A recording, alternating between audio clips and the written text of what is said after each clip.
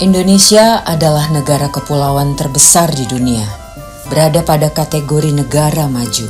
Dalam pembangunan kesehatan, Indonesia dengan seluruh komponen telah berupaya meningkatkan kesadaran, kemauan, dan kemampuan hidup sehat bagi seluruh masyarakat agar terwujud derajat kesehatan masyarakat yang setinggi-tingginya. Bahwa keberhasilan merupakan sebuah proses yang menghasilkan kebijakan-kebijakan yang disusun untuk menghasilkan kehidupan sehat yang layak. Sesuai dengan 6 pilar transformasi kesehatan yang meliputi transformasi layanan primer, transformasi layanan rujukan, transformasi sistem ketahanan kesehatan, transformasi pembiayaan kesehatan, transformasi sumber daya manusia kesehatan, dan transformasi teknologi kesehatan.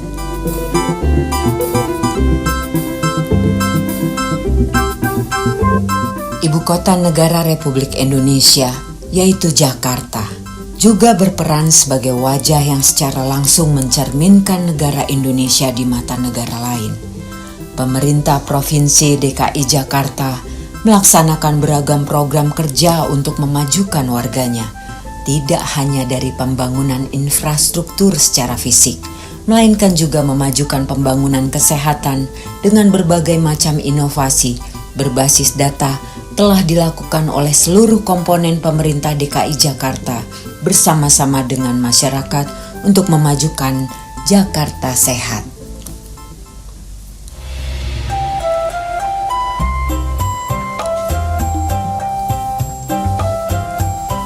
Kemudian daerah lainnya di Indonesia, yaitu Ibu Kota Provinsi Jawa Barat, Kota Bandung. Kota Bandung dikenal memiliki sumber daya manusia yang berkualitas dengan masyarakat yang memiliki semangat untuk terus berkarya dan aktif untuk memajukan kotanya. Masyarakat Kota Bandung selalu berpartisipasi bekerja sama mulai dari provinsi hingga ke beberapa daerah kabupaten sampai desa-desa terpencilnya untuk mendorong budaya kerja secara profesional, kreatif dan inovatif khususnya dalam pembangunan kesehatan.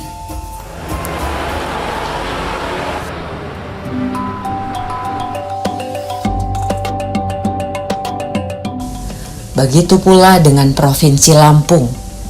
Lampung merupakan salah satu kota terpadat di Pulau Sumatera.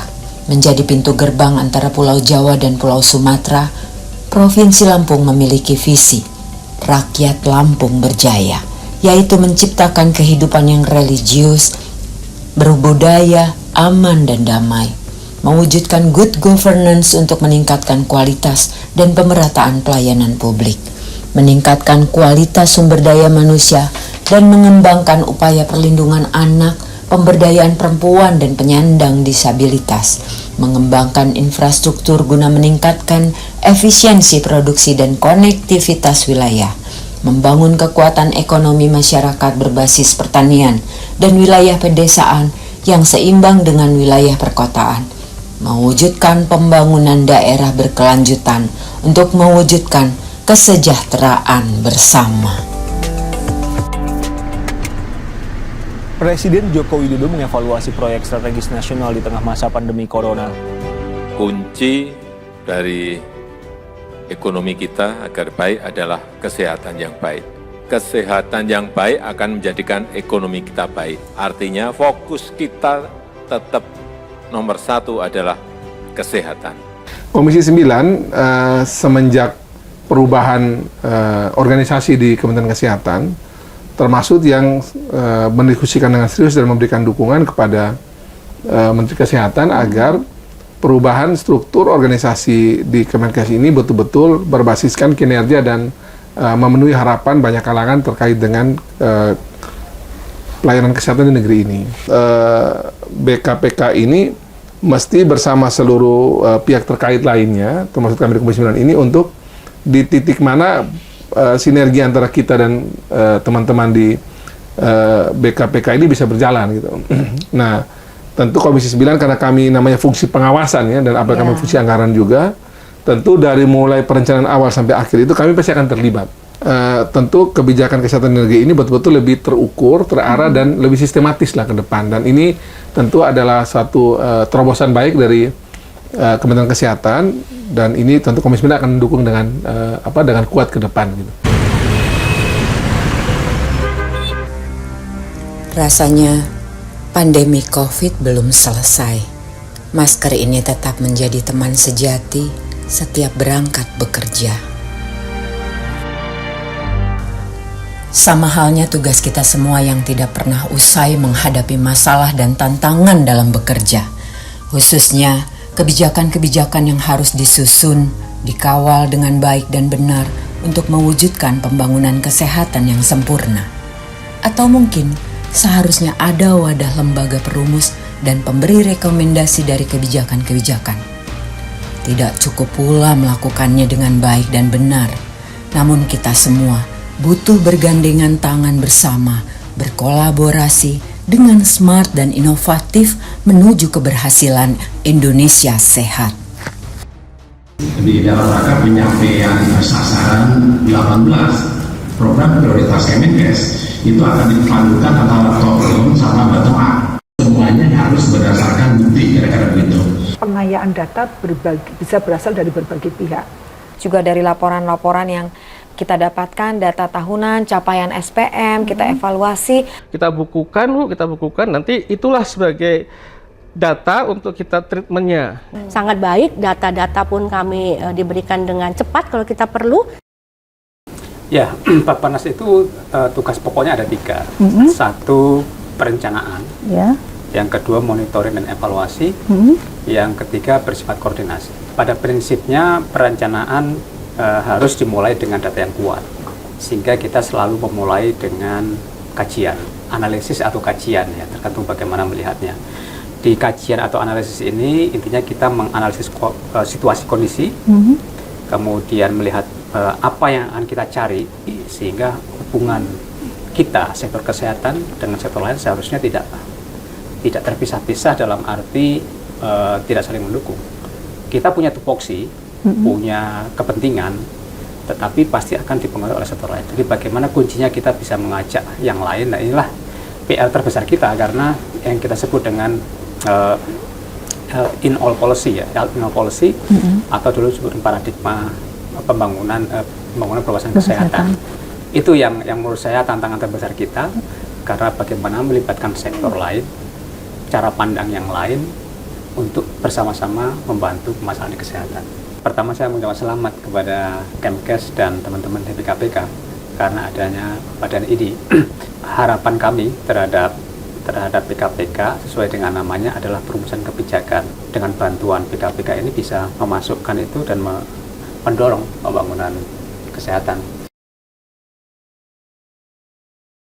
Karena bidang kesehatan itu tidak urusannya Kemenkes saja, tapi juga berkaitan dengan kementerian lembaga lain.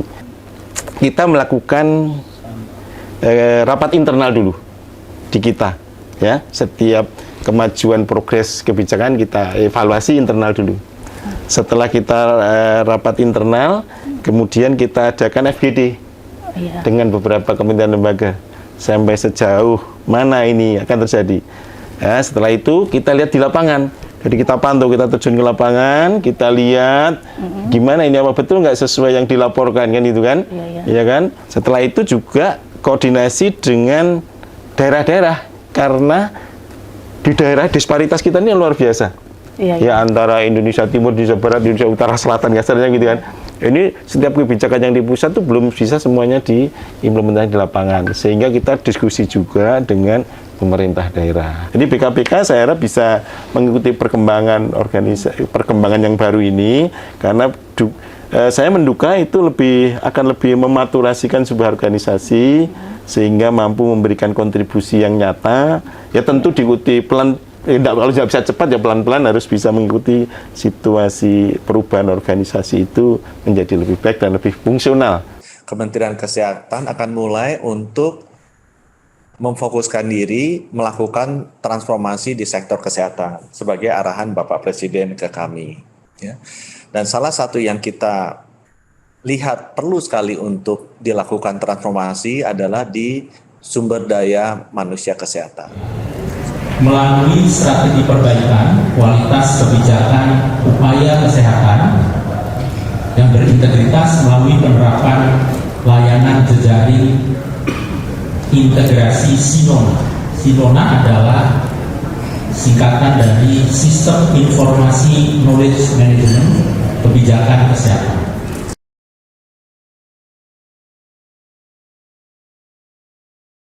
Selain mengakomodir atau menerjemahkan visi misi Bapak Gubernur, kami juga tentu melihat bagaimana Kementerian Kesehatan menetapkan rencana pembangunan jangka menengahnya di bidang kesehatan. Dengan berkomunikasi dengan baik, harapannya kita bisa bersinergi untuk bisa dapat membuat suatu aksi yang bersama yang kita lakukan. Jadi itulah yang menjadi pijakan kami dalam membuat kebijakan-kebijakan di bidang kesehatan. Nah, sebagai turunan dari itu, memang tadi seperti yang disampaikan oleh Ibu ada 6 pilar yang akan kami usahakan. Jadi apapun yang menjadi kebijakan dari pemerintah pusat kami harus implementasikan dan ditindaklanjuti tentunya. Jadi masyarakat bisa menerima apapun bentuk-bentuk pelayanan kesehatan, baik memang merupakan kebijakan dari kementerian maupun kebijakan dari daerah. Di DKI Jakarta ini kami beruntung karena otonominya jadi tingkat provinsi ya. Artinya kendali-kendali mulai dari puskesmas, suku dinas kesehatan, rumah sakit itu di bawah dalam satu koordinasi kami. Kami tentunya benar sekali berbasis data. Kita mulai waktu itu tahun 2004 kita membuat suatu web surveillance dinkes.dki.net. Pengayaan data bisa berasal dari berbagai pihak. Pertama tadi puskesmas, kemudian klinik yang ada di DKI Jakarta, rumah sakit yang ada di DKI Jakarta, kemudian kita perdalam dengan data yang ada dan masukan dari berbagai pihak, dan data dari berbagai pihak kemudian muncul menjadi suatu rumusan, suatu kebijakan. Kami di DKI Jakarta sendiri sudah mulai merancang bahwa kami akan mendorong, kadang-kadang kan ada suatu daerah atau kelurahan yang belum ada puskesmasnya. Misalkan, kami tidak harus menunggu semuanya melalui APBD. Kalau memang kita bisa berkolaborasi dengan cepat, kenapa tidak? Ibu ada apa harapan, mungkin ada pesan buat BKPK ke depan seperti apa? BKPK tadi di situ akan lahir suatu banyak analisa dan kajian-kajian terhadap regulasi dan kebijakan. Sehingga kami berharap bahwa pembiayaan untuk preventif, promotif menjadi lebih porsi yang lebih bagus. Ya, untuk program di Jakarta Utara kita masih ada yang namanya ketuk pintu layan dengan hati, di mana para dokter, perawat dan juga kesehatan lingkungan turun ke lapangan, mendata. Selain mendata, mereka juga langsung melakukan intervensi jika diperlukan atau merujuk jika diperlukan dengan program PISPK, yaitu Program Indonesia Sehat dengan pendekatan keluarga.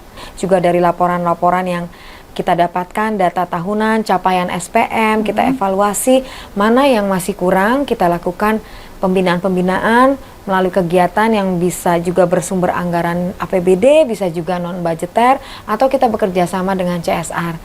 Tantangannya bagaimana menyatukan visi misi gitu ya, bahwa kita tuh harus bekerja luar biasa karena kita ditempatkan di tempat yang persoalannya sangat banyak gitu ya. Jadi penguatan internal dulu ya. Jadi kami lakukan supaya kita bisa bergerak bersama-sama menjadi tim yang powerful untuk bisa kuat menghadapi permasalahan yang ada.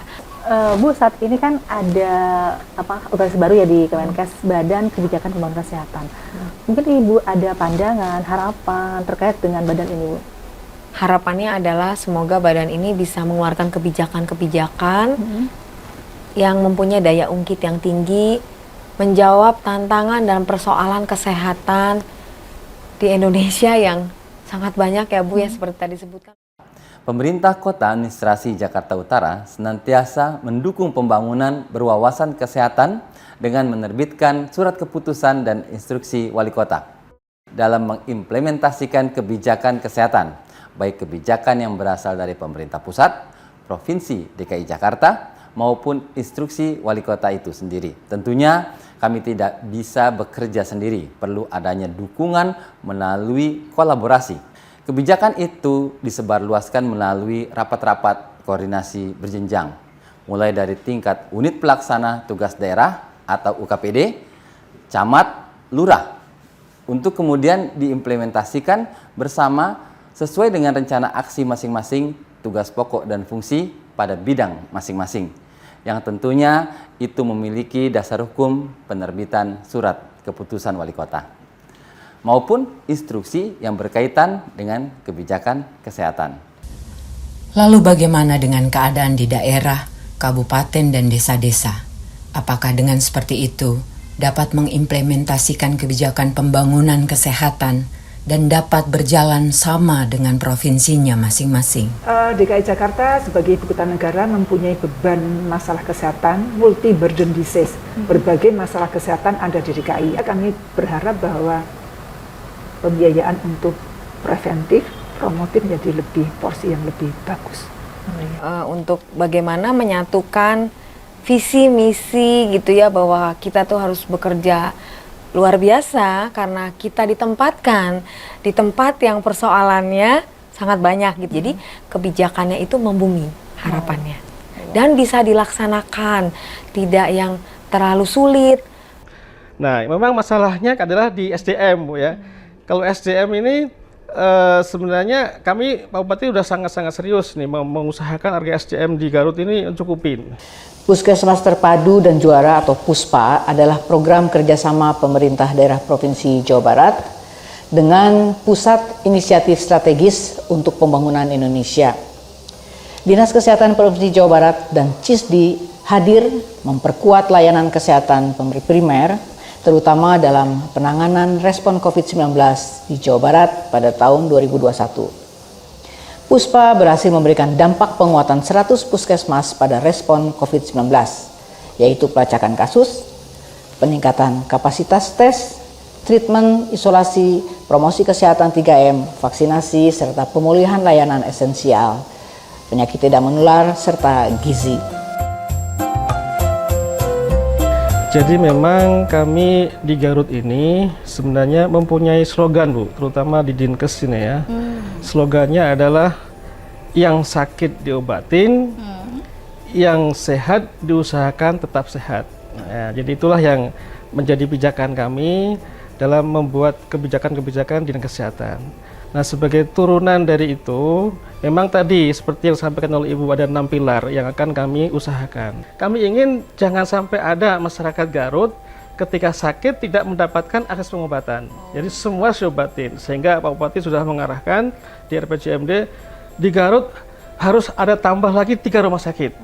Kemarin sangat setuju sekali, sangat support, sangat betul Pak Menteri membuat program rencananya dokter spesialis itu berbasis rumah sakit ya, hospital base ya. Jadi artinya sekarang ini kan ke perguruan tinggi, sekolah-sekolah spesialis itu nanti akan dikembangkan di rumah sakit daerah. Nah, ini sangat bagus, ideal untuk memenuhi kekurangan dokter spesialis. Dan juga dari sisi teknologi kami juga usahakan pemenuhan di rumah sakit Nur Slamet, pengembangan dari mulai stroke center, kemudian juga jantung, kita sudah usahakan. Sekarang ini ada gedung baru, kita anggarkan semuanya. Nah, sehingga dengan itu kebijakan kami, kebijakan Dinkes dan Ketua Bupati lebih tepat kalau datanya lengkap. Ya, Garut ini daerah yang penduduknya banyak, 2,7 juta.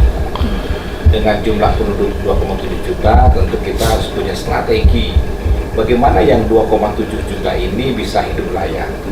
Karena masalah kesehatan itu bukan saja dari usia tertentu, tetapi dari usia 0 sampai dengan yang bersangkutan meninggal dunia itu harus diurus. Malah sebelum bayi ini lahir juga harus diurus. Tentu strategi ini harus dilakukan dengan baik ya, melalui politik anggaran maupun juga aplikasi yang ada di lapangan. Nah, saya melihatnya bahwa strategi di kesehatan selain daripada promotif, preventif juga kuratif, ini tiga-tiganya ini harus terangkai dengan baik. Dan tiga-tiganya ini harus ada satu konektivitas dengan provinsi dan juga dari kementerian atau pemerintah pusat. Karena itu saya membuat satu strategi bagaimana dari sisi promotif masyarakat itu memahami bahwa hidup ini harus dikelola dengan satu manajemen kesehatan.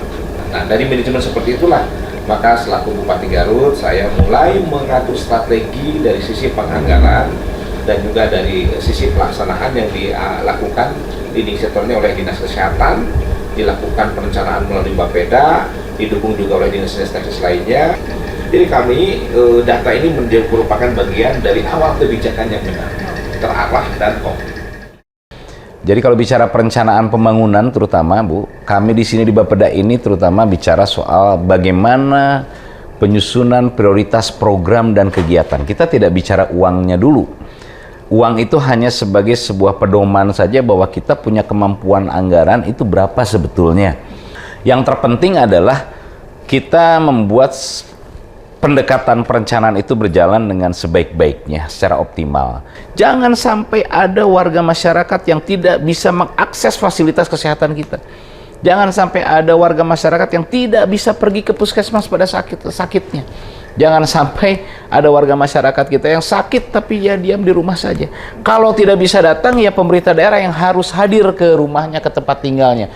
Pendekatan teknokratik itu dikedepankan dengan cara diskusi-diskusi yang terarah.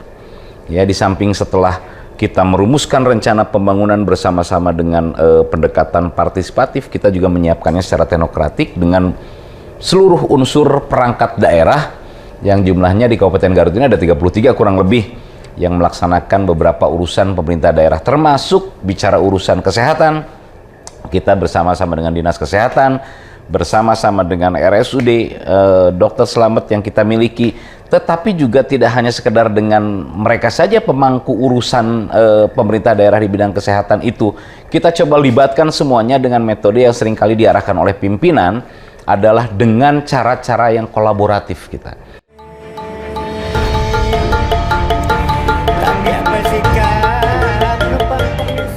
Tentu kita mulai dari yang ujung tombak kita, bukan puskesmas tapi posyandu.